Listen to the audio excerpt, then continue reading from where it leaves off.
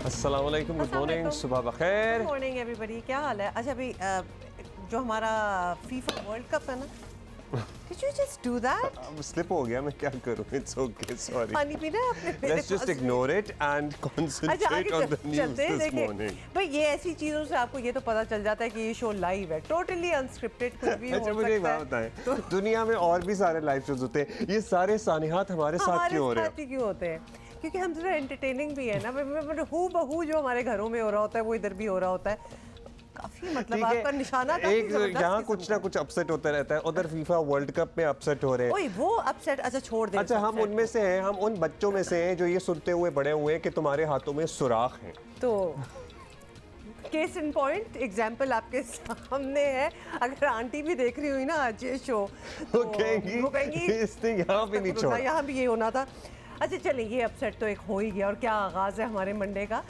लेकिन फीफा में भी बहुत अपसेट्स हो रहे हैं, जैसे कि ओवर द वीकेंड एक जो बड़ा एक तवक्को किया जा रहा था एक मैच, आपको पता है बेल्जियम जो है वो second ranking team in the world है इन फीफा, और वो किससे हारी? मोरक्को से। मोरक्को जो कि 22nd जिसकी रैंकिंग है। तो ये अपसेट्स जो है होते चले जा रहे हैं, I think that is what is making this world cup. So number 2 versus 22 और एफ ग्रुप में शामिल है नंबर 2 बेल्जियम, और रैंकिंग में 22वें नंबर पर मौजूद मोरक्को से हार गई, बल्कि 2-0 से हारी है, ऐसे वैसे नहीं हारी। मतलब कोई गोल ही नहीं कर पाए। और दोनों गोल जो है ना, वैसे मैंने ये भी देखा है कि गोल ज़्यादातर दूसरे हाफ में हो रहे हैं। बड़ी टीम के खिलाफ गोल करने का एजाज़ साबरी और अबू खलैल को हासिल हुआ, और इससे पहले हमने आपको बताया ही था, इनफैक्ट बताया क्या था, यहाँ पे सेलिब्रेट किया था ऑलमोस्ट सऊदी अरब और जापान वर्ल्ड कप 2022 में बड़े अपसेट्स कर चुकी हैं। सो एशिया से इस मर्तबा यूरोप बहुत खाइफ नजर आ रहा है। वो उनका जो यूरोपियंस का कंफर्ट जोन जब यूरोप से बाहर निकला है ना फुटबॉल, तो वो थोड़े एक्सपोज हो गया, वो थोड़े से बिफर गए हैं कि ये हुआ क्या। They are used to their grounds, their weather, their people. तो अब आके उनके लिए थोड़ा सा ये नई टर्फ पे खेलना उनके लिए मुश्किल है, और सामने ही है आपके तो सारी चीज़ें कि रिजल्ट्स क्या आ रहे हैं, but there is a lot of football still left. अभी आपको पता है एक तो ग्रुप्स इतने ज़्यादा हैं क्योंकि मुल्क इतने ज़्यादा हैं जो खेल रहे हैं, तो अभी भी बहुत से मैचेस जो हैं and a lot of people here from Pakistan have also traveled to Doha, और वो फेस्टिविटीज़ और इंस्टाग्राम स्टोरीज वो सब कुछ हम देख रहे हैं, तो वो भी ज़बरदस्त चल रहा है सारा कुछ। खैर अब आगे बढ़ेंगे, और इनफैक्ट हम इसको आगे बढ़ना नहीं कह रहे क्योंकि आगे बढ़ने के लिए कोई तैयार नहीं है, और पर्टिकुलरली एक सियासी जमात है वो आगे बढ़ने के लिए बिल्कुल तैयार नहीं है, क्योंकि उसके सियासी रहनुमा अभी फवाद चौधरी साहब की ट्वीट में पढ़ रहा था, और दीगर लोगों के बयानात और इंटरव्यूज़ और तकारीर आप सुन लें, वो आगे बढ़ने के लिए इसलिए तैयार नहीं है क्योंकि वो बारहा इदारों को ये कह रहे हैं, उकसा रहे हैं, गुजारिश कर रहे हैं, विनती कर रहे हैं कि जनाब आप लोग ये ना करें, या आप लोग ये करें, या हमें इलेक्शन की तारीख लेकर दें, या फिर मौजूदा जो सियासी जमातें बरसर इक़्तिदार हैं उनका बोझ ना उठाएं, या फिर अवामी उमंगों जिनको वो अपनी सपोर्ट से क्या कहते हैं उसको, अपनी सपोर्ट से इबारत करते हैं, अपनी सपोर्ट से अवामी उमंगों को इबारत करते हैं, उनका एहतराम किया जाए। तो एक सियासी जमात तो is not ready to probably move on, लेकिन बारहा उन्हें यही समझाया जा रहा है कि अब एस्टैब्लिशमेंट फौज ये तय कर चुकी है कि उसने सियासत में मुदाखलत नहीं करनी है। किस तरह बताएंगे? वो खुद कह चुके हैं कि अगर इन द पास्ट भी कुछ होता होगा तो अब नहीं होने वाला, तो दे हैव डिसाइडेड नहीं, पास्ट में कुछ नहीं बहुत कुछ होता था। सो ये सब कुछ भी हमें मलूज़े खातिर रखना चाहिए। उन्हीं के वर्ड्स इस्तेमाल करके कह रही हूँ, बाकी तो पता ही है कि पास्ट में क्या हो रहा था। Since we are talking about all these pressures की आप बात कर रहे हैं, तो एक प्रेशर जो कि बहुत ही कम हुआ हुआ है पूरे मुल्क में, उसका भी जिक्र कर लें, और वो है गैस प्रेशर। क्या खाया था? तो अब्दुल्ला, एक जो है ना आपसे एक चीज़ हो चुकी है, तो अब मेरा ख्याल है कि हम यहीं पे बात रख देते हैं। कराची, लाहौर, कोयटा, पेशावर, मतलब यू नेम इट, तो हर जगह मुख्तलिफ शहरों में गैस ना मिलने से शहरियों पे सख्त ऑब्वियसली मुश्किलात का सामना तो उन पे है ही, उनके घरों पे है ना, खाने पक रहे हैं, और खाना तो फिर भी चलो कुछ औखा सौखा होके बन ही जाता है, रोटी नहीं पकती घर में अगर सही गैस का प्रेशर ना हो, गरम तवा ना हो, दैट इज वेरी ट्रू। तो लोग जो हैं वो ऑब्वियसली नेचुरली शिकायत कर रहे हैं। अब एग्जैक्टली क्या है उनका कहना, ये भी हम आपको दिखाएंगे। अच्छा, गैस की लोड शेडिंग तो अपनी जगह है, गैस अपनी मर्जी की मालिक है, कभी आती है कभी चली जाती है, और बाज़ औक़ात ऐसी गैस आती है कि वो सारे बर्तन आपके काले करके जा रही है। मैं कुफराने नेमत नहीं कर रहा हूँ, गैस ना आने से बेहतर है कि वो वाली गैस भी आती रहे, लेकिन पता नहीं क्या उसमें मिला होता है कि वो आप चाय की पतीली, एक तो वो फ्लेम कंट्रोल नहीं होता, फ्लेम कंट्रोल नहीं होता, और अगर आप देखें तो उस फ्लेम का कलर भी कुछ और ही होता है। कलर कुछ और होता है और वो सारे बर्तन आपके काले हो जाते हैं, फिर आप मांजते रहे उन बर्तनों को।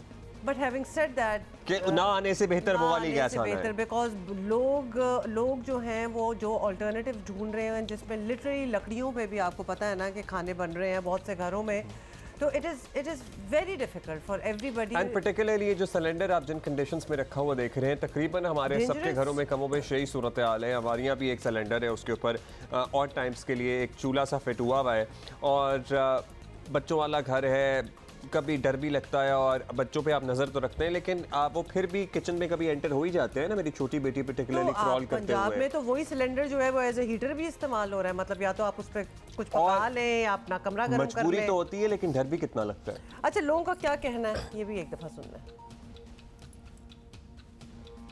महंगाई है, लकड़ियाँ ही नहीं वारे आती, अब क्या करें, बच्चों को कहाँ लेके जाएं। तो गैस ने तो हमारी ज़िंदगी अजीरन कर रखी है। सुबह गैस ही नहीं होती, हम बगैर नाश्ते के कारोबार पे आते हैं। घरेलू सारिफिन की बड़ी तादाद LPG सिलेंडर से गुजारा कर रही है। बताया ये आपको, गीज़र वगैरह का तो सीन ही कोई नहीं है, मतलब या तो आप खाना पका लें या आप पतीलियों में वही सिलेंडरों पे पानी गरम कर के बाल्टियों में डालें, वही हो रहा है। यही चल रहा है सारा कुछ। वज़ीर मुमलिकत बराए पेट्रोलियम मुसद्दिक मलिक ने यकीन दहानी कराई थी कि लोगों को खाने के औकात में गैस मिलेगी, लेकिन सीन कोई सही है नहीं। वैसे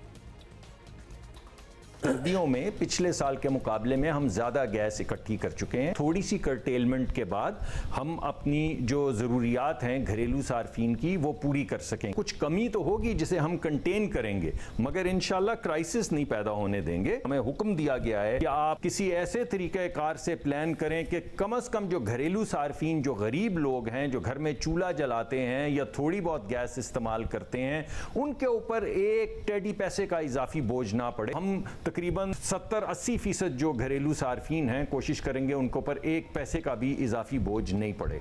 जहां मुल्क के बहुत से इलाकों में मुश्किलात हैं, वहां एक डिस्क्लेमर में दे दूं, मैंने आपको याद है पिछले साल कितना रोना धोना मचाया था। मतलब मेरे घर लिटरली 5 महीने एक डॉट गैस नहीं आई थी, मतलब आंच चला। फाइंड आउट कि देयर वाज सम नहीं, देयर वाज नॉट। वो देखें ब्लॉकेज तो थी लाइंस में, लेकिन एट द सेम टाइम 5-6 महीने रिजॉल्व भी ना होना, गैस आना है ना, ये तो कोई सोल्यूशन नहीं है। लेकिन इस मरतबा गैस जा जरूर रही है, लेकिन दिन के ऐसे औकात में हैं कि गैस आ रही है। सो हम पिछले मरतबा भी, पिछले साल भी यही रोना रोते थे कि आप लोड मैनेजमेंट करें, ऐसा ना करें कि बाज़ इलाकों में महीनों के लिए ही आप गैस बंद कर दें, और ये हुआ था। इस मरतबा मैनेजमेंट बेहतर नजर आ रही है। ऑल्सो बिकॉज मुल्क में गैस शॉर्टेज का सारों को पता है कि शॉर्टेज तो है। Of course we understand and we are contributing in the sense कि ठीक है कर लो, देर आर टाइम जब दिन में ना आए गैस तो वो भी हम बर्दाश्त कर लेंगे, लेकिन जब आए तो प्रॉपर तो आए, मतलब जब जो औकात है उसको वो मैनेजमेंट वाली आपकी बात तो वो हो जाए। क्योंकि अभी भी बेशतर शहरी जो हैं वो खाने पकाने के वक्त भी गैस दस्तयाब ना होने की दुहाइयाँ दे रहे हैं। वो यही कहते हैं कि मतलब ये नहीं हो रहा। ख़ास तौर पर कोयटा और सर्द इलाकों में लोग जो हैं वो, as I was telling you, लकड़ियों पर खाना पकाने पर मजबूर हैं। That in itself is a health hazard. और फिर आपको पता कि लकड़ियाँ और हमारे फॉरेस्ट कहाँ जा रहे हैं। तो वज़ीर तवानाई सिंध इम्तियाज़ शेख ने वज़ीर मुमलिकत पेट्रोलियम मुसद्दिक मलिक को बाकायदा ख़त लिखकर गैस ना मिलने का शिकवा भी किया है, और मरासले में लिखा है कि 62% से ज़्यादा गैस पैदा करने वाले सूबे के साथ नाइंसाफ़ी हो रही है। अच्छा जी, अभी ज़रा ताज़ा सूरत हाल मालूम करते हैं। हमने आपको अपनी घरों की सिचुएशन से तो आगाह किया। It's relatively better than it was last year, क्योंकि 4-5 महीने कुछ सीन ही नहीं था गैस का। अभी गैस जाती है, लेकिन फिर आ भी जाती है मुख्तलिफ औकात में। लेकिन we are not going to only depend on हमारा सिर्फ एक्सपीरियंस है कि ग्राउंड रियलिटी क्या है। अपने कॉरेस्पॉन्डेंट्स की तरफ बढ़ेंगे और लाहौर में क्या अपडेट है, क्या सूरत हाल है ओवरऑल, ये हमें बता रहे हैं जवाद मलिक फ्रॉम लाहौर।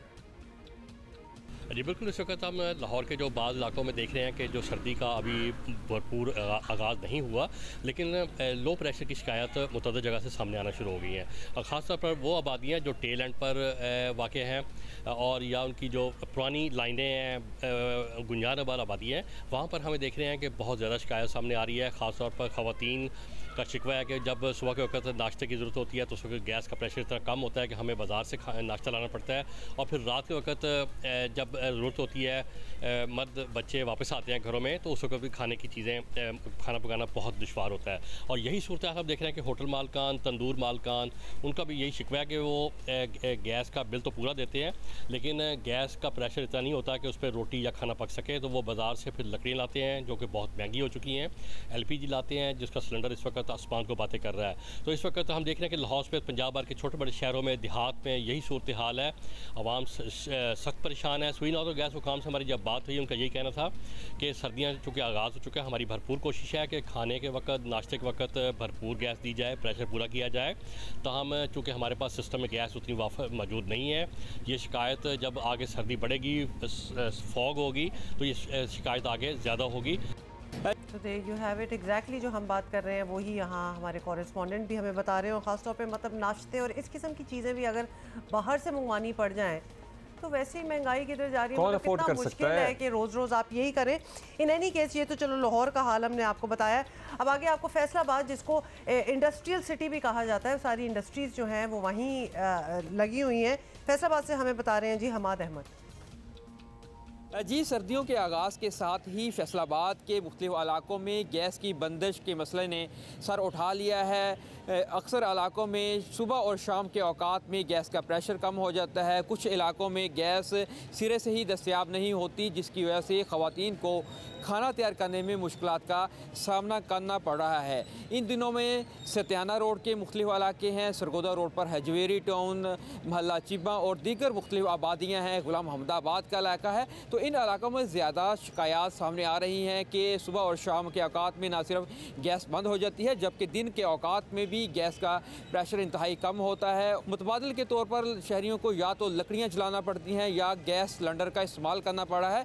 तो शहरियों को ये भी कहना है कि जो मुतबादिल ईंधन है वो उसकी कीमतें कई गुना ज़्यादा हैं, अजाफी बोझ पड़ा है उन पर। जो लकड़ी है, सूखी लकड़ी, वो 800 से 1000 रुपये फ़ी मन तक दस्तयाब हो रही है। इसी तरह गैस सिलेंडर के भरवाने के लिए भी उनको 2500 रुपये तक उस पर खर्च करना पड़ रहे हैं। तो शहरियों का इस हवाले से शिकायत मौजूद है। मुतालबा यही है कि उन्हें गैस की तसलसल के साथ फराहमी की जाए ताकि वो अपना बरवक़्त खाना तैयार कर सकें। जी, सेम टू सेम मुश्किलात हर जगह। क्वेटा जहाँ पे शदीद सर्दी पड़ रही है और ऑलरेडी स्टार्ट हो चुकी है, अभी तो और होगी। वहाँ तो आपको पता ही है एक नेक्स्ट लेवल ही चैलेंज है लोगों को जिंदगी गुजारने के लिए। हमें वहाँ से बता रहे हैं गैस सिचुएशन क्या है। आज वादी क्वेटा में सर्दी की शिद्दत में इजाफा हुआ है। ऐसे में शहर के मुख्तलिफ इलाकों में सुई गैस प्रेशर में कमी के मसले में भी इजाफा देखा जा रहा है। शहर के बस्ती, नवाई और दीगर जो अतराफ के इलाके हैं वहाँ पे बाज़ इलाकों में सुई गैस का प्रेशर इंतहाई कम है और बाज़ जगहों पे अक्सर औकात में लोड शेडिंग भी होती है, जिससे जो सार्फिन है उन्हें मुश्किलात का सामना करना पड़ रहा है। और जो बेशतर शहरी हैं मुतबादिल के तौर पर LPG सिलेंडर का इस्तेमाल कर रहे हैं, जो होटल वाले हैं गैस सिलेंडर इस्तेमाल करें, जबकि जो घरेलू सार्फिन बाज़ इलाकों में लकड़ियों का भी इस्तेमाल किया जा रहा है। और चूँकि सर्दियाँ हैं, इस दौरान घरों को हरारत पहुँचाने के लिए बाज़ शहरी जो इंगीठी, जो कोयले की जो इंगीठी है वो जलाकर घरों को गर्म रखने की कोशिश कर रहे हैं। और जो शहरी हैं उनका यही कहना है कि मौसम सर्द हो रहा है और जो गैस की लोड शेडिंग या गैस के जो प्रेशर में कमी है, जिससे उनकी मुश्किलात में इजाफा हुआ है। और गैस हुकाम से उनका यही मुतालबा है कि चूँकि मौसम सर्द है और गैस की लोड शेडिंग या गैस प्रेशर में कमी से जो उन्हें मुश्किलात का सामना है, सूरत हाल की बेहतरी के लिए इक़दाम की जाए। जी, ये तो क्वेटा की सूरत हाल थी। रावलपिंडी जहाँ पे सियासी दर्जा हरारत ओवर द वीकेंड जरा बढ़ा हुआ था, लेकिन अदरवाइज दर्जा हरारत कम है। हाँ, अदरवाइज दर्जा हरारत कम है और उस कम दर्जा हरारत में अगर गैस भी ना मिले तो फिर लोग तो परेशान होते ही हैं। वहाँ से हमें कौन बता रहे हैं? अच्छा, रावलपिंडी भी चलेंगे, शबीर डार है रावलपिंडी में। और क्या हम पहले पेशावर जा रहे हैं? मुझे बता दें यार, हम पहले पेशावर का बताते हैं। दानियाल अजीज जॉइनिंग अस फ्रॉम पेशावर। सर्दियों के आते ही पेशावर में गैस का मसला मज़ीद सर उठाने लगा। मुख्तलिफ इलाकों में गैस लोड शेडिंग और कम प्रेशर के बायस शहरी इंतहाई परेशान है। पेशावर का इलाका दानिशाबाद, नादिर स्ट्रीट और इस तरह गुलबर्ग नंबर 4 में गुज़िश्ता 7 महीनों से गैस मुकम्मल गायब है। इस तरह अंदरून शहर सईदाबाद, दलजाक रोड, ताजाबाद, तहकाल समेत मुख्तलिफ इलाकों में गैस लोड शेडिंग और कम प्रेशर के बायस शहरी इंतहाई परेशान है। शहरी कहते हैं कि घरों में खाना पकाना, नाश्ता बनाना इंतहाई मुश्किल हो गया गया है, मजबूरन LPG गैस का इस्तेमाल करना पड़ रहा है। दूसरी जानिब जो कमर्शियल सारिफीन है वो भी परेशान है और परेशानियों से दो चार है। कहते हैं कि गैस है नहीं, हमें लकड़ियाँ जलानी पड़ती है और LPG गैस का इस्तेमाल करना पड़ता है, जिससे इनके अखराजात जो है वो भी बढ़ रहे हैं और उनकी आमदन पर बुरी असरात जो है वो मुरतब हो रही है। इस वक्त कमर्शियल सारिफीन और घरेलू सारिफीन दोनों हुकूमत से ये मुतालबा कर रहे हैं कि खुदारा ये गैस का मसला हल हो ताकि सर्दियाँ कम अज़ कम बासानी गुजर सके। जी ये सूरत हाल है पेशावर में। और लेकिन अब हम रावलपिंडी का भी जो हालात हैं वो हम आप वैसे कल क्या हो रहा था ओवर द वीकेंड तो हमने आपको बताया, हमने वैसे बताना आपको है तफसील में, इसलिए आप ये पूछना हो कि हमने इग्नोर कर दिया, नहीं, हम अभी गैस की सूरत हाल रावलपिंडी से बताएंगे। जी बिल्कुल, रावलपिंडी के मुतादिद इलाकों में लोगों के लिए खाना बनाना इम्तहान बन गया है। गैस की किल्लत के बायस शहरियों को शदीद मुश्किलात का सामना है। हम इस वक्त मौजूद हैं रावलपिंडी के इलाका खुर्रम कॉलोनी में। यहाँ पर हम एक घर में मौजूद हैं और यहाँ इस घर की खवातीन हमारे साथ मौजूद हैं, इनसे बात करते हैं। बताइएगा गैस आ रही है, नहीं आ रही है, किस तरह गुजारा कर रहे हैं? गैस की तो बहुत बुरा हाल है, नहीं आ रही है, रात को 12-1 के बाद आती है। ये देखिए गैस तो बिल्कुल भी नहीं है, तो बच्चों का भी मुश्किल से स्कूल उनको नाश्ते के बगैर भिजवाना पड़ता है, तो या फिर बाहर से खाना मंगवाना पड़ता है, तो गैस का तो बहुत बुरा हाल है। तो फिर किस तरह खाना किस तरह अरेंज कर? बाहर से मजबूरी मंगवाना पड़ता है, अफोर्ड तो नहीं कर सकते हैं लेकिन मजबूरी है, मंगवानी पड़ती है, बच्चे तो भूखे नहीं रह सकते हैं, तो इसलिए बाहर से ही मंगवाना पड़ता है तीनों टाइम। जी यही सूरत हाल रावलपिंडी के मुतादिद इलाकों की है। जिन इलाकों में गैस आ रही है उसका प्रेशर इतना कम है कि ना उस पर खाना बन सकता है, ना उस पर पानी गर्म हो सकता है। पानी गर्म ठंडे इलाकों में पर्टिकुलरली आप पानी गर्म करने का भी एक इशू है। खाना पकाना तो है ही, लेकिन आप बच्चों को पर्टिकुलरली जो बच्चे और बुजुर्ग हैं उनको आप यख ठंडे पानी में तो नहीं नहा सकते, फिर अदरवाइज उसके बाद आप दवाइयों का खर्चा लेके बैठ जाएंगे। नहाने की तो दूर, मतलब मुंह हाथ भी धोना हो तो अगर वुज़ू करना हो तो एक चैलेंज हो जाता है। पानी अगर आ रहा हो तो इट्स वेरी डिफिकल्ट। तो बहुत से लोग जो है वो रॉड्स अब उन्होंने रखना स्टार्ट कर दिए। पानी अगर बाथरूम वगैरह में ही गर्म करना है तो एक रॉड होती है Which I frankly find very dangerous। मुझे एक तो वो बिजली बहुत खाती है, दूसरा ये कि वो बाल्टी में सुराख कर देती है। आपको पता करती है? हाँ, पता नहीं, हमारे पहले ज़माने की तो हाथों में भी आज सुराख है, तो वो जो पहले ज़माने की रॉड से आई वांट है वो तो मैंने देखा हुआ है कि वो गर्म अगर बाल्टी के किनारे से लग जाए ना तो वो बाल्टी में आर पार हो जाती है। या तो पहले स्टील की बाल्टियां हो, मतलब पूरा अब जो है वो कुछ आ गया होगा सिलसिला उसका निज़ाम, लेकिन अगर आपके घर में वो भी बात वही होगी ना, बिजली भी बहुत ज़्यादा खाती है। इलेक्ट्रिक केटल जो है उसको भी कोई 2-3 बार अगर आप पूरी फुल करके गर्म करेंगे और फिर बाल्टी में डालेंगे तो कोई आधी बाल्टी भी बनेगी। But as we were talking about ये गैस इशू, तो मुझे लग रहा था कि ये भी बुरा लग रहा है कि हम बड़ी गरम गरम कॉफ़ी पी रहे हैं और इतनी गरम नहीं है वैसे, अब रही नहीं है। साइड आपने कॉफ़ी गिराई थी कि पानी गिरा था। लेकिन खैर कुछ ना कुछ तो करना ही पड़ेगा क्योंकि लिटरली अभी तो सर्दी स्टार्ट हुई है, अभी तो इसने काफ़ी आगे जाना है। कराची में क्या हाल है, हमने क्या ये बताया था? नहीं, ये नहीं बताना मैंने, छोड़े आप। कराची का हाल हमने जो बता दिया है, आपने खुद नहीं बता दिया। हमारी बात पर भी एतबार करें कोई। हमने यहाँ पे ब्रेक लेनी है, उसके बाद वापस आते हैं। इस सारे लॉन्ग मार्च का इख्तिताम तो हो गया, लेकिन अच्छी बात यह है कि पिंडी वालों को अब टेस्ट मैच देखने को मिल जाएगा फाइनली। अब वो उनकी अटेंशन डाइवर्टेड नहीं होगी या डिस्ट्रैक्शन चले, व्हाटएवर यू वांट टू। और शुरू में तो बातें की जा रही थी ना कि अगर ये लॉन्ग मार्च जरा मजीद लॉन्ग होता तो फिर वो टेस्ट मैच मूव भी किया जा सकता था, पर्टिकुलर प्रॉब्ली कराची और सम अदर सिटी। और इस सिलसिले में मुलाकात भी हुई थी, आपको पता है, क्रिस्टन जर्नल से। खैर 17 साल बाद फाइनली 17 साल बाद पाकिस्तान का दौरा करने वाला इंग्लैंड टेस्ट स्क्वाड जो है वो आज पिंडी क्रिकेट स्टेडियम में प्रैक्टिस करेगा और दोनों टीमें जो हैं वो 10 बजे पिंडी क्रिकेट स्टेडियम में प्रैक्टिस सेशन जो है उनका शुरू हो जाएगा। So they will reach by then. और साथ ही आपको बता दें कि स्टेडियम के चारों इतराफ जो सिक्योरिटी के सख्त इंतजाम हैं जो कि होने भी चाहिए, कुछ विजुअल्स भी साथ हम आपके शेयर कर रहे हैं। और सिक्योरिटी के पेश नज़र मेट्रो बस सर्विस के 3 स्टेशंस को 5 दिसंबर तक बंद कर दिया जाएगा। हाँ जी बिल्कुल। और इस मरतबा मैंने वैसे ये सुना था कि जो इंग्लिश स्क्वाड है या टीम है वो अपना बावर्ची या अपना कुक साथ लेकर आई है। क्या इसमें कोई सदाकत है?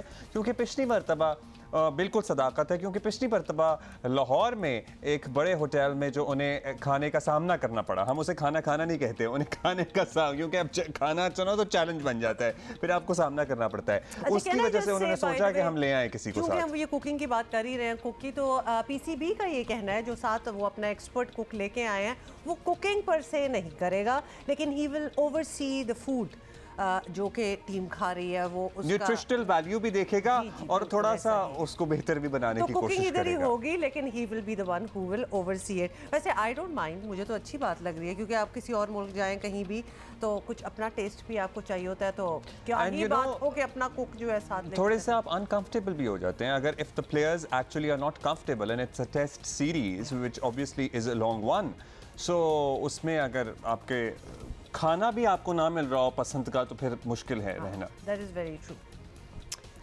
अच्छा जी, मूविंग ऑन। अच्छा जी, बात तो ये है कि देर लगी समझ आने में, लेकिन अच्छी बात यह है कि इमरान खान साहब को समझ आ गया है कि धरनों, चढ़ाई करने, सड़कें बंद करने, टायर जलाने, जलसों से अब फिर हुकूमत को घर नहीं भेजा जा सकता, ना कभी आइंदा भेजा जाएगा प्रॉबेबली, ना इससे पहले कभी भेजा गया है। मुल्क को नुकसान ही होता है इसका, और इमरान खान साहब ने इस बात का एतराफ़ खुद हफ्ते को रावलपिंडी जलसे में खिताब में किया। साथ ही उन्होंने असम्बलियों से मुस्ताफ़ी होने का फैसला किया, लेकिन इसको मुशावरत से मशरूत कर दिया। हाँ, बिल्कुल। मैंने सिर्फ इसलिए अपनी मार्च कैंसिल की कि मुझे पता था कि अगर हम इस्लामाबाद धरने देने का फैसला कर लें तो अगले दिन तबाही होनी थी, खून होना था, इसलिए मैंने वो मार्च कैंसिल की। आज मैं इसलिए फैसला कर रहा हूं कि वहां नहीं जाना, क्योंकि मुझे पता है तबाही मचेगी, नुकसान मेरे मुल्क को होगा। लेकिन जो मैंने फैसला किया अब ये कि हमने अब इस निजाम का हिस्सा नहीं रहना। मैं अपनी सारी चीफ मिनिस्टर्स, अपनी पार्लियामेंट्री पार्टी से अब मिलूंगा और हमने फैसला किया है कि हम सारी असेंबलियों से निकलने लगे हैं। हम बजाय अपने मुल्क में तोड़ फोड़ करें, हम बजाय अपने मुल्क में तबाही मचाएं, इससे बेहतर है कि हम इस करप्ट निजाम से बाहर निकलें, इस सिस्टम का हिस्सा ना बने। आपको याद है इससे पहले बहुत पुरानी बात नहीं है जब पाकिस्तान तहरीक इंसाफ धरनों और एहतजाज की सूरत में PTV पर हमलावर हो चुकी है, पार्लियामेंट पर हमलावर हो चुकी है। उस की गुफ्तगू इमरान खान साहब की उस वक्त की मंजर आम पर आई थी, जिसमें वो अप्रिशिएट कर रहे हैं जब उन्हें बताया जा रहा है कि PTV में घुस गए हैं कारकुनान। सो आई वंडर कि is it a late realization, या आप उन्हें पता है कि जिस एम्पायर की उंगली पर वो इन्हिसार करते थे और हर रोज़ उसके उठने का ऐलान करते थे, उस एम्पायर ने हाथ खींच लिया है, इसलिए वो ये मिस एडवेंचर करना अफोर्ड नहीं कर सकते प्रॉबेबली। अच्छा, आपको पता ही है कि मतलब बहुत से in the past you turns भी हो चुके हैं, तो अब इन्होंने बहुत सी स्टेटमेंट्स तो की हैं वाइल एंडिंग दिस जलसा, लेकिन राना सनाउल्लाह साहब का इस पे क्या कहना है वो भी सुन लें। हुकूमत को गिराने की जो उन्होंने स्ट्रेटजी अपनाई हुई थी, तो आज उसमें बहुत बुरी तरह से वो नाकाम हुए हैं। आज फिर उन्होंने ऑल टुगेदर एक वो जैसे आप कहते हैं कि आप अपनी हजीमत को मिटाने के लिए जो है वो एक ऐलान करते हैं। उन्होंने ये ऐलान किया है कि जी हम अब असम्बलियों से बाहर आ जाएंगे। कौमी असम्बली से तो पहले ही ये बाहर हैं। पंजाब असम्बली से अगर ये बाहर आएंगे तो पंजाब असम्बली की इतनी तादाद असम्बली में मौजूद रहेगी कि वो गवर्नमेंट फॉर्म कर सकेगी। असम्बली तोड़ने की जो है वो पोजीशन चीफ मिनिस्टर की नहीं रहती जब अगर जो है वो 20% लोग जो है वो रेपोजिशन जो है वो जमा करवा दें। पंजाब की रेपोजिशन अब वो तैयार पड़ी है, वो जमा अभी हो जाएगी। आई वंडर कि वो कब जमा होगी, लेकिन इनका प्लान तो ये तैयार है कि ये रिक्विजिशन जमा करा देंगे अदम एतमाद की, या फिर दीगर ऑप्शंस पर भी गौर किया जा रहा है। उधर परवेज़ इलाही साहब भी तैयार बैठे हैं, वो कहते हैं हुक्म मिलते ही मैं तो फ़ौरन असेंबली तोड़ने के लिए तैयार बैठा हूँ माय लॉर्ड। देख लेते हैं क्या पंजाब हुकूमत ये इमरान खान की अपनी हुकूमत है और ये अमानत है हमारे पास। जब इमरान खान साहब कहेंगे असम्बली तोड़ने का, मैं आधा मिनट भी देर नहीं करूंगा इंशाअल्लाह ताला। और शहबाज शरीफ क्या समझता है कि 27 किलोमीटर की हुकूमत लिए फिरता है, ये 27 घंटे भी नहीं चल सकेंगे। मैं समझता हूँ कि अब लोगों को समझ आई है कि इमरान खान को अल्लाह ताला ने नई जिंदगी दी है और वो फैसला कुन राउंड अब उन्होंने खेल दिया है। अच्छा, can we just remind you by the way कि कौमी असम्बली से मुस्ताफ़ी होने वाले PTI अरकान असम्बली जो हैं वो आज तक सरकारी रिहाइश और दीगर मराज जो हैं उनकी गाड़ियाँ शाड़ियाँ सब कुछ वो उनको यूटिलाइज़ कर रहे हैं, यूज़ कर रहे हैं। इसलिए असम्बलियों से इस्तीफ़ा होने का फ़ैसला जो है वो पार्टी में मतलब फूट भी डाल सकता है कि भाई हम आराम से इजी होके बैठे हुए हैं, आप क्यों हमें निकालने की कर रहे हैं। So you never. Fawad Chaudhry भी आपको पता है इसमें शामिल है। और लेट्स सी मुस्लिम लीग नून की पोजीशन पंजाब में शायद इतनी कमज़ोर नहीं है कि इतनी आसानी हो पाकिस्तान तहरीक इंसाफ को असम्बलियाँ तोड़ने और इस सारा प्रोसेस का हिस्सा बनने में। खैबर पख्तूनख्वा में तो प्रॉब्ली वो सबको राज़ी कर सकते हैं और दोबारा इंतज़ार कर सकते हैं कि क्या होगा, लेकिन यहाँ पर एक चैलेंज खड़ा हो सकता है पाकिस्तान तहरीक इंसाफ के लिए, क्योंकि ये भी सबको याद रखना चाहिए कि किस तरह से बनाई गई थी या मजबूत की गई थी पाकिस्तान तहरीक इंसाफ पंजाब में। We will talk about this in detail, बल्कि सलीम साफ़ी साहब will be joining us। उससे पहले एक छोटी सी ब्रेक। अच्छा जी, सलीम साफ़ी साहब हमारा वेट कर रहे हैं। अस्सलामुअलैकुम, हाउ आर यू? साफ़ी साहब कैसे हैं आप? साफ़ी साहब, अब बात तो हम ऑब्वियसली पॉलिटिकल डेवलपमेंट या फिर फिजल आउट होना जो रावलपिंडी में कल हमने देखा है इमरान खान के बड़े ऐलान पर, बात से पहले ये तो वाज़े हो गया कि तहरीक इंसाफ की जलसों, रैलियों, मार्च और धरनों वगैरह के ज़रिए कुछ अपने हक में लेने की कोशिश जो है वो ज़ीरो है, मतलब टोटली नाकाम। और ये एक और एक्सपेरिमेंट जो है हमारे सामने अब नज़र आ गया। तो इस तर्ज सियासत का चैप्टर अब बंद ही समझा जाए और अब होपफुली उन्होंने भी देख लिया होगा कि इससे तो कुछ नहीं मिलने वाला। इसके बाद भी जल्द से जुलूस तो जारी रखेंगे, लेकिन वो जो ध्वंस की सियासत थी और इस्लामाबाद पर कब्ज़े की धमकियाँ थी वो मज़ीद नहीं कर सकेंगे, क्योंकि इमरान खान साहब अपनी तय इस तरह के काम करने के आदी ही नहीं है। माजी में उन्होंने जितने भी धरने दिए हैं या इस तरह के काम किए हैं तो उसकी स्क्रिप्ट भी इस्टेब्लिशमेंट की तरफ से लिखी जाती रही और उसमें रंग भी इस्टेब्लिशमेंट की तरफ से भरती जाती रही। तो और इक़्तिदार से महरूमी के बाद भी अगर उनका दिमाग वो ज़रा ज़मीन पे नहीं आ रहा था, उनके पाँव अगर ज़मीन पे नहीं आ रहे थे, तो अब क़यादत की तब्दीली के बाद मेरे ख़्याल में उनकी ये सारी उम्मीदें दम तोड़ गई हैं।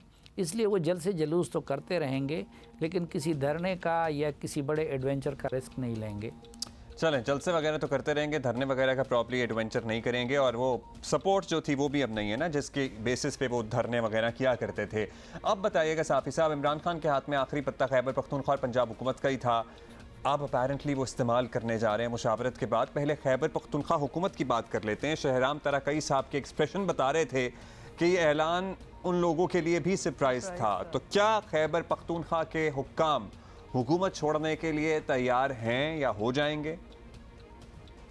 सिर्फ महमूद खान साहब के कल के एक्सप्रेशन नहीं है, बल्कि गुज़िश्ता रोज़ मेरी मालूमात के मुताबिक उनके काबीना के वज़रा उनके बिहाफ पे वो जो खैबर पख्तूनख्वा असम्बली में अपोजिशन है उनकी मिन्नतें करते रहे कि वो अदम एतमाद की तहरीक टेबल कर लें, ताकि अगर इमरान खान साहब उनको मजबूर करना चाहें तो वो असम्बली ना तोड़ सकें।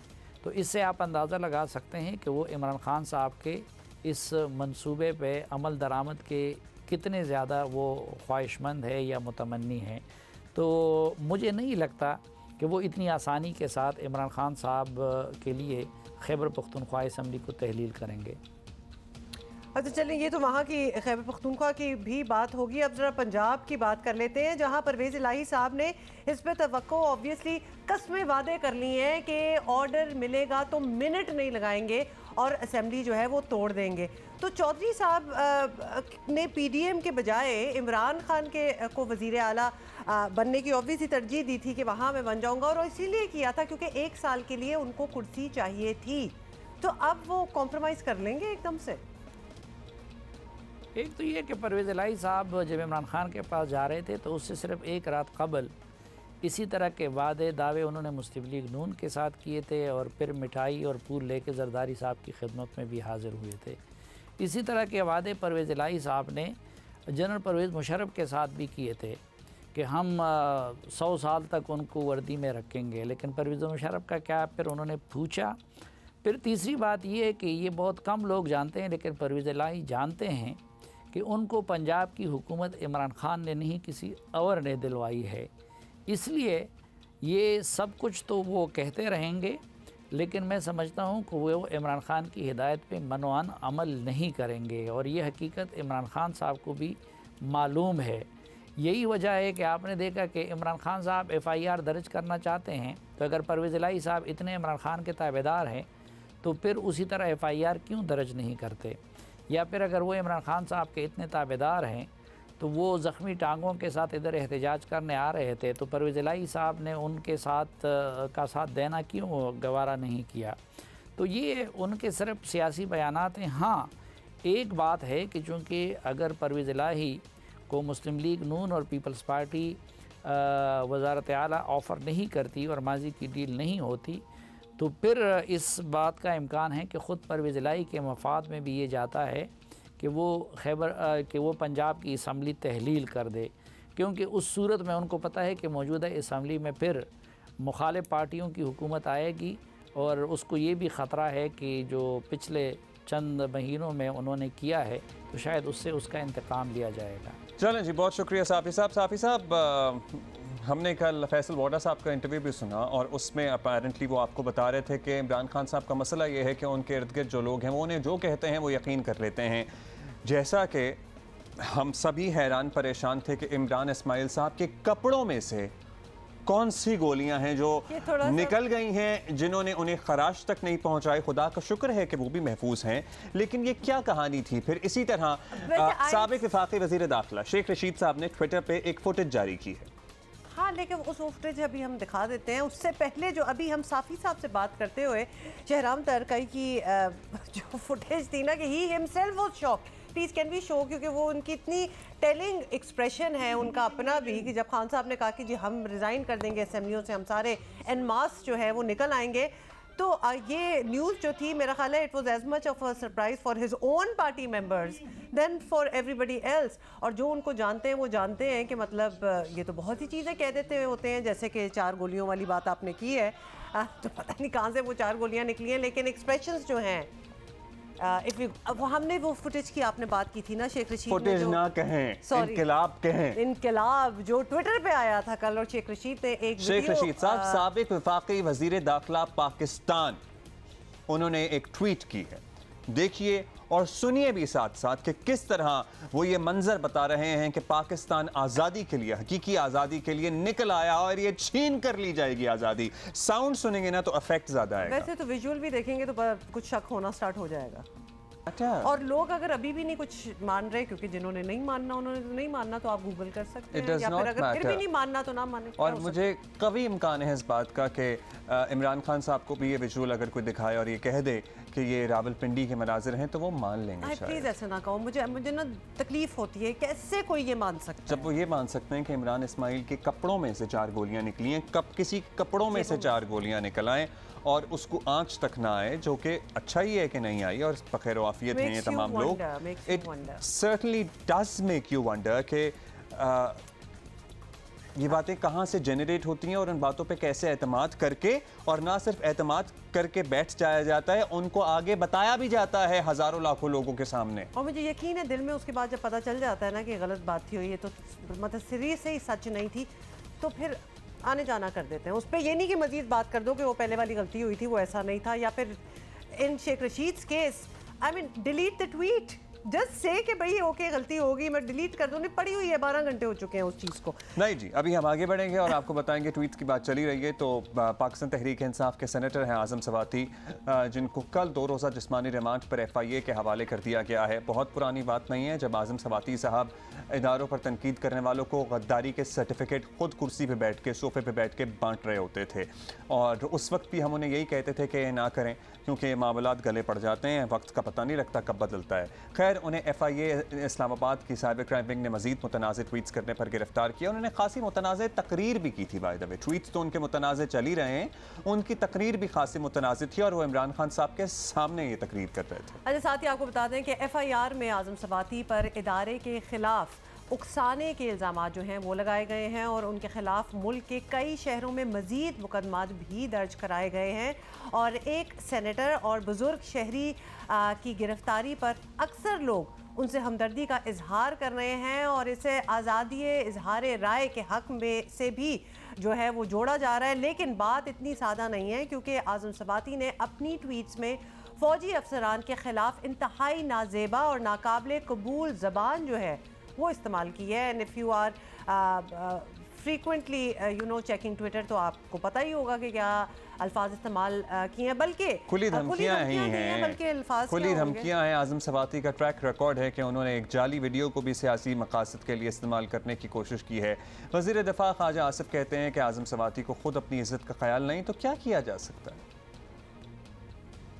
जब तक सब्सटेंस ना हो, किसी उसमें कोई हकीकत ना हो, तो हकीकत से आ रही बातें जो है कितनी देर चल सकती हैं। FIA कहती है कि जी वो फोरेंसिक हमने कराई है, वीडियो जो है वो ठीक नहीं है, फेक है। स्वाति साहब कहते हैं ये असली है। उन तुसी दसो कि कौन फैसला कराया जाए। एक तरीके से FIA जो है उनकी इज्जत आबरू जो है बचाने की कोशिश कर रही है। वो इंसिस्ट है और साथ अपने MNAs को गालियां देते हैं, वो सेनेटर्स को गालियां देते हैं कि आप जाके चेयरमैन के कमरे में जाके शोर मचाएं। ये बिल्कुल हकीकत बात है। मैं एनी गवाहों की बात कर रहा हूँ, मैं कोई सुनी सुनाई बात नहीं कर रहा। लेकिन फ़र्क तो बिल्कुल इनको इसलिए नहीं पड़ता बिकॉज आपको पता है, जिस तरह अब्दुल्ला आप अभी याद दिला रहे थे कि गद्दारी की सर्टिफिकेट, उस वक्त इन्होंने सोचा था कि कल को मैं खुद क्या कर रहा हूँ, और चलो आज बैठ के अगर इस किस्म की ट्वीट्स जिस वक्त कंपोज कर रहे होंगे तो उनको याद नहीं आया कि मैं पहले क्या कर चुका हूँ। और ये मामूली तनकीद और जायज़ तनकीद करने पे लोगों को कहते थे कि तुम गद्दार हो, तुम फौज पे तनकीद कर रहे हो, या तुम आर्मी चीफ का नाम ले रहे हो, और जब ये खुद तनकीद करने पे आए हैं तो ये तमाम हुदूद और क़ुयूद से आज़ाद होकर तनकीद कर रहे हैं, फिर उसमें गालम गलोच भी कर रहे हैं और धमकी आमेज़ लहजा भी अपना रहे हैं, जबकि अपने मुखालिफिन के बारे में क्या कहते थे वो भी हम सब के सामने ही है। और ट्रेजेडी ये है कि या तो होना कि 10 साल पुरानी बात हो, ये है कोई 2.5-3 साल पुरानी बात, ये है कोई 1.5 साल पुरानी बात। ये कह रहे हैं उनको भी ये बात याद है, या तो आप खुद ये सोच रहे हो ना कि लोगों को ये बात याद नहीं रहेगी, बहुत पुरानी होगी। भाई इतनी रीसेंट बात है, लोगों को क्यों नहीं याद रहेगी? मतलब एक कानून दान होने के नाते आज़म सवाती जो हैं वो अच्छी तरह वाकिफ़ हैं कि क्या वर्ड्स हैं, क्या चॉइस ऑफ वर्ड्स हैं, क्या कहना चाहिए, क्या नहीं कहना चाहिए। फिर ऐसे ही एक केस में पिछली ज़मानत की, अब हम तो कहेंगे स्याही भी अभी खुश्क नहीं हुई थी कि उन्होंने दोबारा वही हरकत कर दी। मतलब एक बंदा करके सीख जाता है। तो इस बार तो वो अदालत को समझ नहीं आ रही कि किस तरह मुतमईन करेंगे। लेट्स सी कि क्या कहते हैं। हमारे कॉरेस्पॉन्डेंट हैदर शिराजी हमारे साथ हैं। हैदर बताइएगा, सेनेटर आज़म सवाती तौर पर, बुनियादी तौर पर मतलब इल्ज़ाम की तफसील क्या है? ये तो हमें पता ही है वो क्या कर रहे हैं। FIA को रिमांड उनका दरकार है या था, जो मिल भी गया है, तो क्यों था, क्या बताया गया था अदालत को? पाकिस्तान तहरीक इंसाफ के सेनेटर को चेक शहजाद से उनके फार्म हाउस से गिरफ्तार किया गया और गिरफ्तारी से कबल चेयरमैन सेनेट सादिक संजरानी को तहरीरी तौर पर आगाह किया गया, क्योंकि इसी माह इस हवाले से कानून साजी पर भी काम हुआ था कि मेंबर सेनेट और मेंबर असेंबली को गिरफ्तार करने से कबल स्पीकर और चेयरमैन सेनेट की इजाज़त दरकार होगी और उन्हें आगाह करना होगा, उसके बगैर गिरफ्तार नहीं किया जा सकता। जिसके बाद FIA की टीम ने आज़म सवाती को गिरफ्तार किया और FIA को रिमांड इसलिए दरकार है कि वो चाहते हैं कि ट्विटर अकाउंट जो है उसको रिकवर किया जाए, आज़म सवाती का मोबाइल और उनके ज़ेर इस्तेमाल अशिया को हासिल किया जाए और वहाँ से इन्वेस्टिगेशन को मज़ीद आगे बढ़ाया जाए और इस केस में मज़ीद तफ्तीश की जाए। इसी हफ्ते रावलपिंडी में जो पाकिस्तान तहरीक इंसाफ ने जलसा किया, इसमें आज़म सवाती ने रियासती अदारों और उनके सरबराहान से मुताल्लिक गुफ्तगू की थी और अब इसी सोशल मीडिया कानून का सहारा लेकर उनकी गिरफ्तारी अमल में लाई है, जिस कानून साजी के लिए पाकिस्तान तहरीक इंसाफ ने अपने दौर में काम किया था। अच्छा हैदर, ये भी बताएं कि अगर FIA ने ये जुर्म साबित कर दिया तो इसकी क्या सज़ा हो सकती है? इस केस के हवाले से देखना यह है कि पाकिस्तान तहरीक इंसाफ इसी कानून का शिकार होती है जिसके लिए कानून साजी के लिए ख़ुद इमरान खान की जमात काविशें करती रही है। और याद रहे कि पीका कानून में नई तरामीम की अगर बात की जाए कि FIA जुर्म साबित करती है तो क्या सज़ा मिलती है, तो पीका कानून में नई तरामीम में 3 साल की कैद को बढ़ाकर 5 साल किया गया था, जबकि ट्रायल कोर्ट में 6 माह के अंदर इस हवाले से केस का फैसला करने का कहा गया था। लेकिन FIA को ये साबित करना इसलिए बहुत ज़्यादा आसान है क्योंकि आज़म सवाती ने गुज़श्ता समात में ये कहा है, वो मान रहे हैं कि उन्होंने ख़ुद ट्वीट्स की जिस ट्विटर अकाउंट से उन्होंने ट्वीट की वो खुद इस्तेमाल करते हैं, उनका ऑफिशियल ट्विटर अकाउंट है। और अदारे के सरबराहान के बारे में जो लिखा वो उनके बारे में जो भी लिखा उन्होंने ऑफिशियल अकाउंट से लिखा। जब आज़म स्वाति अपने अल्फाज को ऑन कर रहे हैं तो इस हवाले से इस्लामाबाद हाई कोर्ट की कार्रवाई और फैसलों को भी फिर मद्देनज़र रखना होगा, वो क्योंकि बहुत अहम है। क्योंकि जब कानूनी माहिरीन से हमने बात की तो उनके मुताबिक जो दफ़ात यहाँ पे लगाई गई हैं उनका ताल्लुक इंतशार फैलाने से मुतल्लिक है, और इंतशार फैलाने से मुतल्लिक जो भी दफ़ात हैं उनमें 2 से 5 साल तक कैद और जुर्माना या दोनों हो सकती हैं। Okay, so there you know what the story is। और आगे क्या हो सकता है। बहुत शुक्रिया आपका हैदर शिराज़ी। अब एक और ख़बर जो कि थोड़े से लोग परेशान भी हैं कि पाकिस्तान के मोबाइल सार्फिन के लिए गूगल प्ले स्टोर से बैनुल-अक़वामी ऐप्स जो हैं वो डाउनलोड करना आम आदमी के लिए दर्द-ए-सर बन गया है। और हुआ क्या है कि अगर आपके हो जाएगा बिल्कुल, और अगर आपके पास डेबिट या क्रेडिट कार्ड नहीं तो आप गूगल प्ले स्टोर से कोई ऐप्स जो है वो डाउनलोड नहीं कर सकेंगे। फ्री भी नहीं कर सकते, फ्री वाली जो होती हैं नहीं कर सकते। अच्छा, ये सब क्यों हो रहा है ये भी हम आपको बताना चाहते हैं कि ये सब क्यों हो रहा है, और इसकी वजह कोई बहुत बड़ी नहीं है, छोटी सी रकम है जो कि स्टेट बैंक ने बैनुल-अक़वामी सर्विस फराहम करने वालों को, और क्या रकम है, 3 करोड़ 40 लाख डॉलर की अदायगी जो है वो मनसूख कर दी है, जिस पर बाज़ मोबाइल कंपनियों के साथ वज़ारत इंफॉर्मेशन टेक्नोलॉजी ने भी एतराज़ किया है। और इस वक्त मुल्क में बैनुल-अक़वामी ऐप्स की डाउनलोडिंग के लिए सबसे ज़्यादा गूगल प्ले स्टोर ही इस्तेमाल होता है। और मुश्किल ये है कि लोगों की बड़ी तादाद जो है वो ऑनलाइन क्रेडिट कार्ड बनवाना पसंद नहीं करते, क्योंकि लोग ऑनलाइन सर्विसेज पर एतमाद करने से डरते हैं, क्योंकि कई बैंक और भी इसमें बहुत सारी वजूहात हैं। क्रेडिट कार्ड्स के चक्कर में लोगों के ना पढ़ने के, आपको पता है वो क्रेडिट वाला मामला और फिर इस पे प्रॉफिट वाला मामला, उस पर काफ़ी लोगों को इश्यूज होते हैं। यहाँ पे डेबिट पे तो इट्स ओके, लोग बनवा लेते हैं, फिर उसमें भी लोगों को मुश्किलात का सामना रहता है। एट टाइम्स उन्हें समझ में नहीं आता कि ये सारा कुछ कैसे प्रोसेस करना है। अच्छा, ये सारा मामला क्या है वो आप कह रहे हैं ना कि क्या बहुत से सवाल उठ रहे हैं। तो स्टेट बैंक ऑफ पाकिस्तान के तर्जुमान आबिद कमर हमारे साथ हैं और वो हमें समझाएंगे कि एक्चुअली हुआ क्या। आबिद कमर साहब, पहले तो ये बता दें कि स्टेट बैंक ने डायरेक्ट जो है इसको मैकेनिज्म को ख़त्म क्यों किया है? ये डायरेक्ट कैरियर बिलिंग जिसे कहते हैं, बिल्कुल इसको यही टर्मिनोलॉजी जो है वो यूज़ की जाती है। तो एक निज़ाम अच्छा भला चल रहा था, तो इसमें मसला क्या था? सबसे पहले तो मैं ये वजाहत कर दूं कि डायरेक्ट कैरियर बिलिंग का मैकेनिज्म ख़त्म नहीं किया गया है, ये इस वक्त अंडर रिव्यू है। आखिर ये फैसला क्यों किया गया है? स्टेट बैंक ऑफ पाकिस्तान के जो फॉरेन एक्सचेंज मैनुअल है उसके तहत पाकिस्तान में जो काम करने वाली कंपनीज हैं उनको अपनी आईटी सर्विसेज को हासिल करने के लिए और उसकी पेमेंट करने के लिए एक मैकेनिज्म जो है वो अवेलेबल था। इस मैकेनिज्म के तहत जो कंपनीज हैं वो अपनी आईटी सर्विसेज जो उनके अपने इस्तेमाल में होती हैं उसके लिए जो उन्हें पेमेंट करनी होती है, डायरेक्ट कैरियर बिलिंग के जरिए जो टेलकोज हैं वो पेमेंट्स करती थी। फॉर एग्जांपल, अगर कोई आपने किसी ऐप की सब्सक्रिप्शन लेनी है उसकी पेमेंट करनी है, या आपने कोई गेम है उसकी कोई पेमेंट करनी है, इसके अलावा कोई वीडियोस हैं उसकी कोई पेमेंट करनी है, तो ये वो तमाम चीज़ें जो कि कस्टमर्स इस्तेमाल करते थे और वो आईटी कंपनीज के अपने इस्तेमाल में नहीं थी, वो उसकी पेमेंट भी इसी मैकेनिज्म के तहत कर रहे थे, जो कि एक तरह से हमारे फॉरेन एक्सचेंज मैनुअल की वायलेशन थी। तो लिहाजा हमने इस सिलसिले को रोका, और जब हमारा ये रिव्यू मुकम्मल हो जाएगा तो उसके बाद दोबारा से एक नया मैकेनिज्म इन तमाम मकासद के लिए सामने लाया जाएगा, जिसके जरिए दोबारा से उसकी पेमेंट हो सकेगी। अच्छा, थोड़ी सी वजाहत दीजिएगा। आप कह रहे हैं एक नया मैकेनिज्म लाया जाएगा। पीटीए मोबाइल सर्विस कैरियर्स और वजारत आईटी को इस पर एतराज़ है, वो समझ रहे हैं कि गूगल प्ले स्टोर इस्तेमाल करना नामुमकिन हो जाएगा। क्या ऐसा ही है? वीज़ा मास्टर कार्ड वगैरह के ज़रिए इस्तेमाल किया जा सकता है? If not credit card, debit card भी क्या इसमें इस्तेमाल हो सकता है, एक्सेस किया जा सकता है प्ले स्टोर इससे? नहीं, ऐसा बिल्कुल नहीं है कि हम अब गूगल प्ले स्टोर को इस्तेमाल नहीं कर सकेंगे। जैसा कि मैंने आपसे अर्ज़ की कि अभी भी आप इसको क्रेडिट कार्ड के ज़रिए या डेबिट कार्ड के ज़रिए इसकी पेमेंट कर सकते हैं, और जब हम अपना रिव्यू मुकम्मल कर लेंगे तो उसके बाद डायरेक्ट कैरियर बिलिंग के मैकेनिज्म को इस्तेमाल करने के ज़रिए भी इसकी पेमेंट का कोई तरीक़ेकार जो है वो वज़ह कर लिया जाएगा।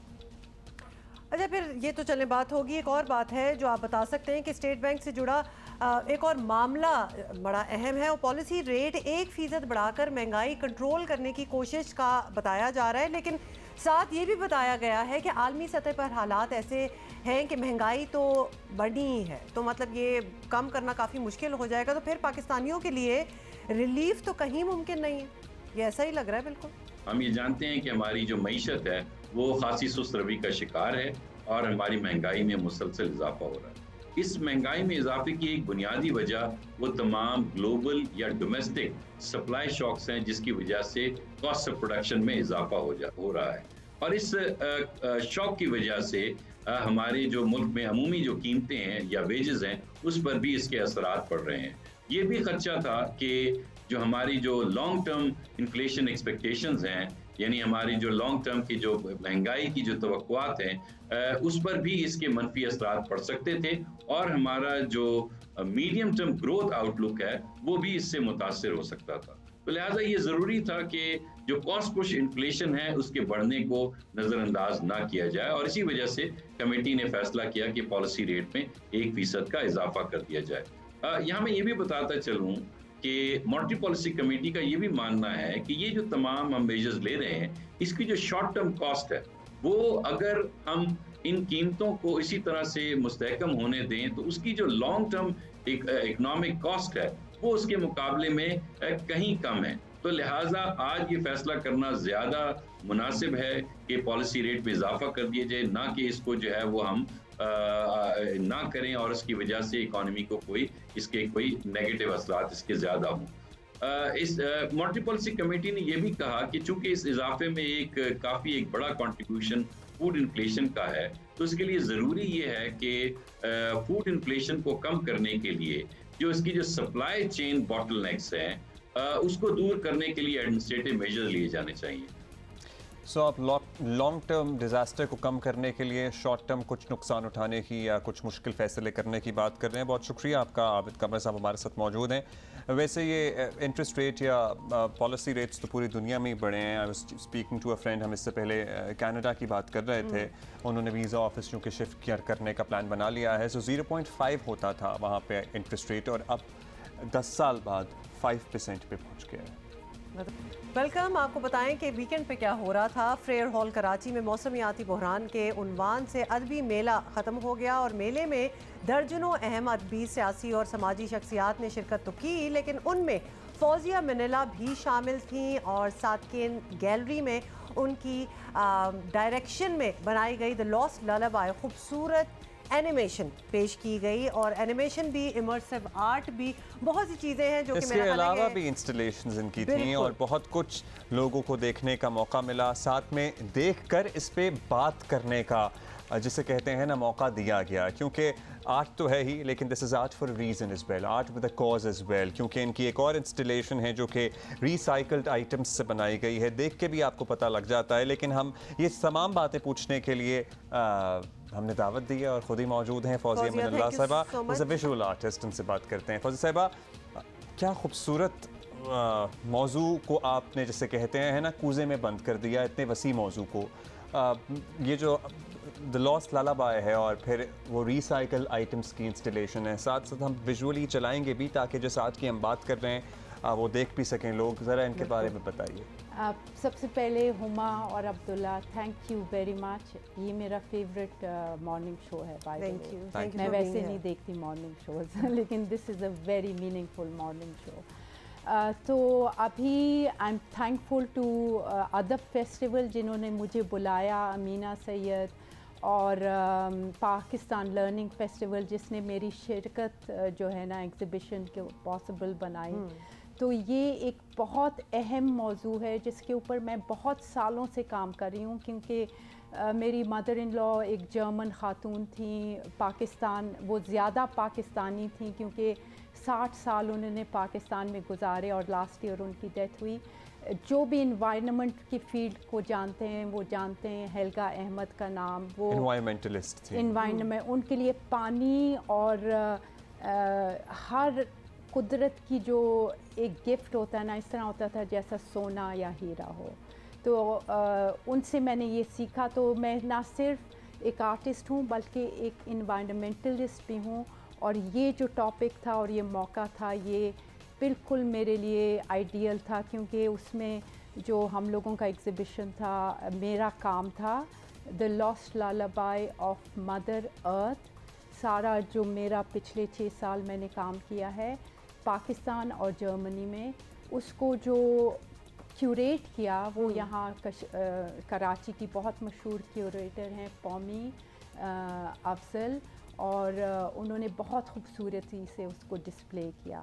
डेफिनेटली जो हम विजुअल्स भी देख रहे हैं और जिन लोगों ने एक्चुअली जाके इसको एक्सपीरियंस किया, इट वाज वेरी डिफरेंट। 2-4 चीज़ें जो हम यहाँ दिखाना भी चाहते हैं। सबसे पहले तो ख़ास तौर पे एनवायरनमेंट की क्योंकि हम बात कर रहे हैं और हमने उसके असरात जो है नेगेटिव असरात इस साल तो बहुत ही ज़्यादा प्रोमिनेंटली पाकिस्तान में एक्सपीरियंस भी किया। आपने रिसाइकल्ड एलिमेंट्स पे बहुत काम किया, कुछ हमें इस किस्म की चीज़ें भी नज़र आ रही थी। How did you come up with that, और उसमें क्या क्या मटेरियल्स यूज़ हुए हैं? तो वो हुमा सबसे इम्पॉर्टेंट मेरे लिए वो वाला प्रोजेक्ट था, चमन प्रोजेक्ट, जो मैंने पाकिस्तान लर्निंग फेस्टिवल, ये बेला जमील करती हैं, इनका चिल्ड्रंस फेस्टिवल सारी काफ़ी मशहूर उनके चिल्ड्रंस फेस्टिवल बहुत मशहूर होते हैं। तो उनके साथ मैंने ये चमन प्रोजेक्ट किया, जो आर्ट मैंने शुरू किया था जर्मनी में, जो स्टार्ट हुआ था मेरे बेटे का फेवरेट खाना था। ये जो विजुअल्स हम देख रहे हैं जर्मनी के, ये सारे जर्मनी के हैं, लेकिन फिर आप देखेंगे कि उसमें पुराने बोर्ड के दरख्त के साथ भी ये मेरा आर्ट वर्क डिस्प्ले है, जो कि इस्लामाबाद के वो बोर्ड के दरख्त हैं जो कि मेरा पैशन है उसको प्रोटेक्ट करना। तो अगर आप कभी इस्लामाबाद F10 से F9 की तरफ ड्राइव करें तो पूरी एक सड़क जो है ना वो मुड़ रही है। तो वो ये देखें, ये वाला है, आप देखें ये पूरी सड़क जो है ना ये इस तरह से दरख्त को बचाते हुए एक बनी हुई टर्न आई हुई है। तो ये इस्लामाबाद और जर्मनी के दरख्तों के साथ फिर मैं इसको डिस्प्ले अच्छा आप बता रही थी मटेरियल का, तो इसमें देखिए आप एल्युमिनियम फॉइल हर घर में, हर रेस्टोरेंट में के किचन में, हर टेक अवे में आपको एल्युमिनियम फॉइल ज़रूर एसेंशियल एक चीज़ है जो कि हर जगह होती है। It's become a part of our lives, लेकिन it's a very toxic material. Right. It's not good for your health. क्योंकि मुझे जर्मनी में इतना पहले नहीं था पता, लेकिन जब ज़्यादा मशहूरी मेरी काम की हुई तो बड़े जर्मन मेरे फ्रेंड्स कह रहे थे कि फौजिया तुम्हें पता है ये कितना टॉक्सिक है, तुम्हारे हाथों को भी अगर लगे तो it's you have to be careful, you can have degenerative disease with it. तो I do it with gloves. तो ये जितने भी बाकियों को भी मैं कहना चाहती हूँ। आपने जमा कैसे किए इतने ज़्यादा? क्योंकि मेरे बेटे का बहुत शौक़ है था डोनर कबाब खाना, वो हफ्ते में 2 दफ़ा तो ज़रूर खाता था, और बहुत मेरे साथ हमारी आर्ग्यूमेंट्स भी होती थी, मत खाया करो, लेकिन आप एक टीनेजर को नहीं रोक सकते। टीनेजर्स कितना टाइम लगा आपको ये इतने ज़्यादा? 6 साल। ये जो आप स्ट्रक्चर देख रहे हैं ये 6 साल है, और सिर्फ टिन फॉइल नहीं है, ये हर टिन फॉइल की जो आप लड़ी देख रहे हैं ना मेरे काम में, वो उसके अंदर पॉलीथीन बैग्स हैं। अच्छा, जितने भी ये प्लास्टिक बैग्स की गंदगी आप देखते हैं, तो उसके ऊपर आपने वो मोड़ के बनाया है। ज्यादातर पॉलीथीन बैग है, उसके ऊपर मैंने वो चढ़ाया कली। If you look at it visually, ये फीमेल फिगर तो है, बट गॉडेस का इफेक्ट है कुछ, क्या है ये basically? What are you trying to portray? मुझे बड़ा इंटरेस्टिंग लगा अब्दुल्ला आपने जो ये कहा, क्योंकि मैं चाहती हूँ कि मेरा जो आर्ट होता है ना वो हर इंसान जिस तरह परसीव करे, तो तो आपको गॉडेस लग रहा है। मेरा तो असल में ये बचपन है पेशावर का। पेशावर में जब मैं 11 साल की थी, मैंने आर्ट्स काउंसिल था, अब्बासीन आर्ट्स काउंसिल, वहाँ से पेंटिंग सीखी थी, और वो पेशावर म्यूज़ियम में होता था। Peshawar museum is one of the richest collection of Gandhara art. So उसकी इंस्पिरेशन भी नजर आ रही है। मेरी इंस्पिरेशन गंधारा आर्ट है। अगर आप इनकी आईज देखें तो वो गंधारा आर्ट वाली हैं। फिर तो डांसिंग गर्ल ऑफ मोहेंजो-दारो का भी कुछ इस पे और डांसिंग गर्ल ऑफ मोहेंजो-दारो जो है ना, वो मेरी बहुत बड़ी इंस्पिरेशन है, क्योंकि देखें इतनी छोटी सी एक स्कल्पचर है, लेकिन एक छोटी सी 16 ईयर ओल्ड इस तरह खड़ी है कॉन्फिडेंस के साथ। आप इमेजिन करें कितने हज़ारों साल पहले इस धरती, ये नहीं इंडिया या कोई और, इस धरती में किसी आर्टिस्ट ने एक बच्ची का ये कॉन्फिडेंस दिखाया है जो कि हम तबाह करते रहे हैं ओवर द ईयर। अच्छा Fauzia, we want to talk about your immersive art जो कल जो सारा डिस्प्ले पे था और वो स्पेशली ऑन एनवायरनमेंट था, तो उसकी भी आप ज़रा बैकग्राउंड बताएं। अच्छा देखिए, इन्वायरमेंट में मैं सबसे पहले, आप कहते होंगे ये किताब मैंने क्यों पकड़ी हुई है, ये जो भी मुझसे पूछता था meaning of the lost lullaby of mother earth, तो मैं उनको कहती थी किश्वर नाहिद हमारे मुल्क की बहुत बड़ी शायरा हैं, फेमिनिस्ट शायरा, बल्कि वो थी भी इस इवेंट पे। उन्होंने, वैसे होता है कि आर्टिस्ट जो है ना शायरों की शेर के ऊपर पेंटिंग्स करते हैं, इन्होंने मेरी जो बॉडी ऑफ वर्क वहाँ पे है, ये मेरी पेंटिंग है, उनकी किताब ये कवर पे आप ही की पेंटिंग है एग्जैक्टली और उन्होंने ख़ास एक पूरी पोइट्री उसके ऊपर लिखी है जिसका टॉपिक है दरख्तों में छुपी बेटियाँ। तो वो सिर्फ जो हम अपनी बेटियों के साथ करते हैं, कभी उनको कूड़े में गिरा दिया क्योंकि बच्चियाँ नहीं चाहते, फिर जब बड़ी होती हैं उनको ऑनर के उसमें कत्ल कर देते हैं। हम इन्वायरमेंट के साथ भी इस तरह करते हैं, जो माँ धरती के बच्चे हैं, जैसे जुगनू हुए, तोते हुए, चिड़िया हुई, बटरफ्लाइज हुए, दरख्त हुए, हमने सब तबाह कर रहे हैं सिर्फ एक चीज़ के लिए जिसे हम डेवलपमेंट कहते हैं। जैसे मेरी बचपन जो लाहौर में थी, मैं जुगनुओं के पीछे भागती थी, अभी आजकल बच्चे जैम की बोतल में बंद करके लॉरेंस गार्डन जिसे बागे जिना कहते हैं, जुगनुओं की भरमार होती थी और लाते थे। एंड आई वंडर आज के हमारे बच्चे सिर्फ किताबों में फायरफ्लाइज का तस्करा सुनते हैं। वेरी क्विकली शीमा करमानी जी के एक परफॉर्मेंस भी, वो इम्प्रॉम्प्टू परफॉर्मेंस थी, मतलब बिकॉज वो बड़ी वायरल भी हुई कल परसों से, and it was very nice. तो वो भी उस हिसाब से ही थी, बहुत खूबसूरत मोमेंट था वो, टोटली स्पॉन्टेनियस। वो स्क्रीन पे मेरी लॉस्ट ललाबाई जो एनिमेशन है उसका एक पेंटिंग थी और उसको एकदम से शीमा जी उस पे बेंच पे खड़ी हुई और हमारे बच्चे बहुत थे सेंट जोसेफ्स के और किरण स्कूल के जिन्होंने मेरे साथ प्रोजेक्ट किया, जिनकी कंट्रीब्यूशन थी बिल्कुल। तो उन बच्चों को इतना इंगेज किया और पूरा डांस जो क्लासिकल डांस के मूवमेंट से बताया कि एक इतनी बड़ी classical dancer who is today's dancing girl of Pakistan, कि वो किस तरह से पेंटिंग के साथ इंगेज कर रही हैं, दैट्स इमर्सिव, और फिर बच्चों को बता रही हैं what is the meaning of the painting. So that was an artist an absolutely precious moment. Well, it looked beautiful and I'm sure it was a treat for people who had the chance to view it. Fauzia, thank you so much for coming here, और बड़ा ही अच्छा लगा आपसे बात करके, because आपका passion जो है वो भी हमें आपकी बातों में नजर आ रहा है और काम तो माशाल्लाह आपका है। अभी तो सादकान आर्ट गैलरी में आपका काम कराची में जितने लोग जा सके इस फेस्टिवल में उन्होंने देखा, लेकिन हमें ये भी पता लगा है कि इस्लामाबाद में सादकान आपके हमसाए भी जी, वो बहुत बड़ा खूबसूरत एक्सपीरियंस इसलिए था क्योंकि वो जब 80s में इस्लामाबाद में उनका गैलरी स्टार्ट किया था उन्होंने, तो वो हमारे नेबर थे। उस वक्त मेरे अब्बा की डेथ हो गई थी कार एक्सीडेंट में, और फिर जिस तरह ट्रॉमा होता है एक फैमिली का, तो मेरी अम्मी फिर कोशिश करती थी कि मैं इनकरेज करें मुझे, मैंने पेंटिंग छोड़ दी थी, तो उन्होंने कहा तुम्हें पता है कि हमारे 4 घर छोड़ के साथ कैन रहते हैं, चलो आओ मेरे साथ। और मैं वो ऑकवर्ड टीनेजर, मैंने नहीं जाना, वो मुझे लेकर गई और फिर ऐसा एक experience. How was it like? Was he like welcoming? Was he how was? Very very welcoming, a very humble मलंग इंसान जो कि ज़मीन पे बैठ के पेंटिंग्स करते थे। और वो एक पेंटिंग जो है ना, ये नहीं आर्टिस्टों की तरह एक ही दफ़ा में एक पेंटिंग करना, उनका पूरा जैसे हॉल भरा होता था, कोई 20 पेंटिंग्स बैक वक्त 20 पेंटिंग्स पेंट करते थे। आपने उनके साथ काम किया? मैं उनको वॉच करती थी, मैं उनको क्योंकि मेरे पेरेंट्स का ये होता था कि ये कोई भी बड़ा आर्टिस्ट हो तो उसको उनके साथ मुझे इंट्रोड्यूस करें ताकि मैं ऑब्ज़र्व करूं, और फिर उधर वहाँ एग्जीबिशन होना, तो इट वाज लाइक आपको ज़िंदगी ने बड़ा खूबसूरत ये मौका दिया और आपने उसे यूटिलाइज भी किया। Thank you for being with us, Fawzia Minallah Sahiba, and your work is beautiful. Thank you Abdullah and Huma. Thank you so much.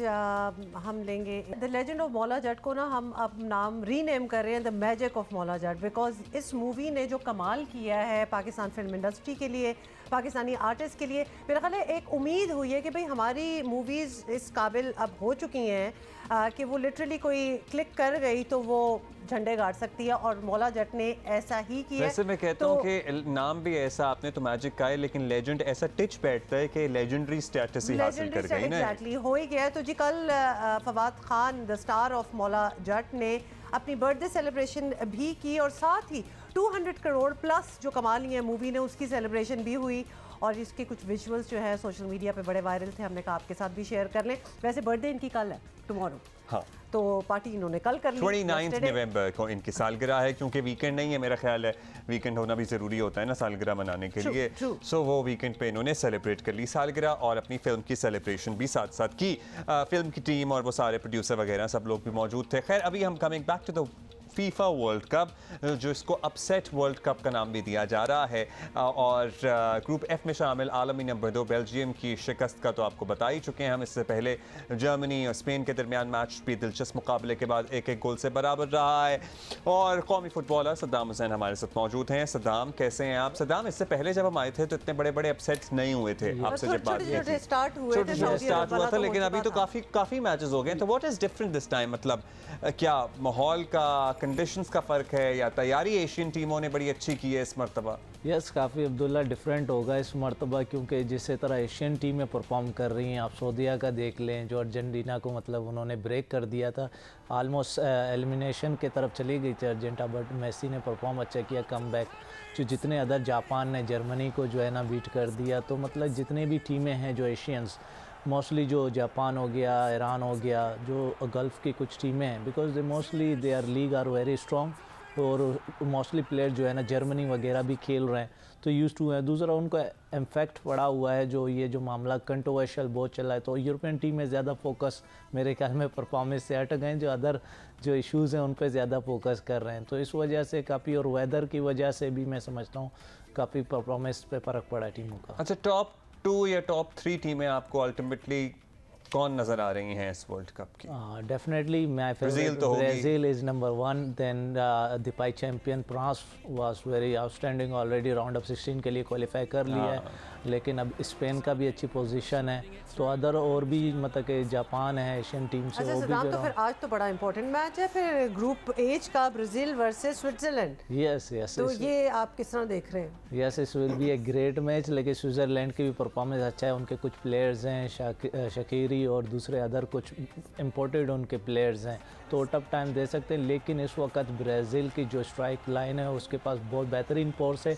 Unfortunately I think Neymar was out last match में, उसके ankle में injury हुआ था, तो I think he will be not on the 11 squad में। अच्छा, so he won't be playing. Yes. अच्छा, वो जो हाइप हर दफ़ा बनता है, इस दफ़ा तो कुछ ज़्यादा ही है, हम लोग तो बड़ा एंजॉय कर रहे हैं, बट अदरवाइज़ भी अब तक के जो मैचेस हो रहे हैं, इंटरेस्ट लेवल बढ़ नहीं गया लोगों का? क्योंकि इतनी बड़ी बड़ी टीमें अगर ज़रा शिकस्त खा रही हैं अब निस्बतन कमज़ोर टीमों से, सो इससे इंटरेस्ट लेवल बढ़ता है या कम हो जाता है? यस, बढ़ता है। आप देख लें कि अब मलीर हो गया, लियारी हो गया, वहाँ क्रेज़ देख लें, ब्राज़ील ने विन किया तो अर्जेंटीना के फैंस को जो काफ़ी उनके मीम्स बना रहे थे, शोर कर रहे थे, तो कल अर्जेंटीना ने जो जीता है तो उसने काफ़ी उन्होंने शोर मचाया।